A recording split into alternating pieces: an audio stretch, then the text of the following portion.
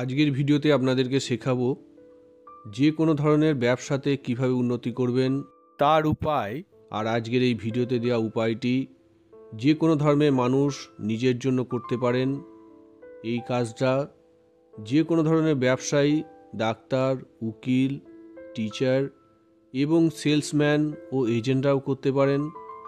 বৃহস্পতিবার ভালো করে স্নান করে পরিষ্কার বস্ত্র ধারণ করে আগে থেকে কিনে রাখা 1 প্যাকেট ধূপকাঠি, একটা মোমবাতি এবং নতুন 1 বাক্স দেশলাইয়ের কাঠি সাথে নিয়ে একা একা ত্রিসন্ধ্যার সময় যেই দোকানে পূজার জিনিস বিক্রি হয় সেই দোকানে গিয়ে কোনো রকম দামাদামি না করে এক দাম দিয়ে দোকানদার যেই পয়সা চাইবে ওনাকে খুচরা সেই পয়সা দিয়ে 3খানা ঘিটে কড়ি কিনে নিয়ে নদী অথবা পুকুরের পাড়ে পরিষ্কার জায়গায় মাটির ওপর পুকুর অথবা নদীর দিকে মুখ করে বসে সামনে ধূপকাঠি এবং মোমবাতি জ্বালিয়ে কিনে আনা ঘিটে কড়ি 3টেকে ডান হাতের তালুতে মুঠো করে ধরে চোখ বন্ধ করে জোরে জোরে এই স্বয়ংসিদ্ধ মন্ত্রটা 1001 বার জপ করার পর চোখ খুলে এবং হাতের মুঠো খুলে হাতে রাখা গিট কড়ি 3টেতে একখানা ফুঁ দিয়ে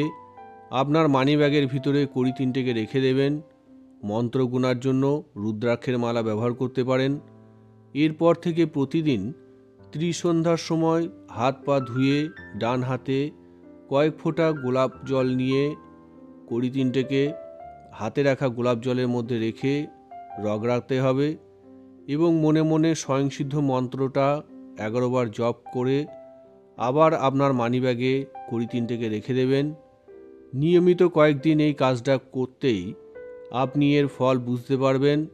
তবে খেয়াল রাখবেন, এই কাজটা কখনো বন্ধ করতে পারবেন না এবং নদী অথবা পুকুরের পাড়ে বসে মন্ত্র জপ করার সময় কেউ যেন আপনাকে দেখতে না পায়, অন্যথায় কাজটা করে আপনি কোনো রকম ফল পাবেন না। তো বন্ধুরা, এই ছিল আজকের ভিডিওর কোনো অংশ যদি আপনাদের বুঝতে অসুবিধা হয় অথবা আপনাদের যদি আরও অন্য কোনো ব্যক্তিগত সমস্যা থেকে থাকে সেই সমস্যার সমাধান পেতে ভিডিওতে দেওয়া আমার হোয়াটসঅ্যাপ নাম্বারে সংক্ষেপে ভয়েস মেসেজ পাঠাবেন।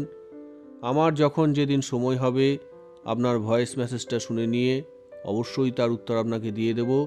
নমস্কার, জয় মা কামাখ্যা।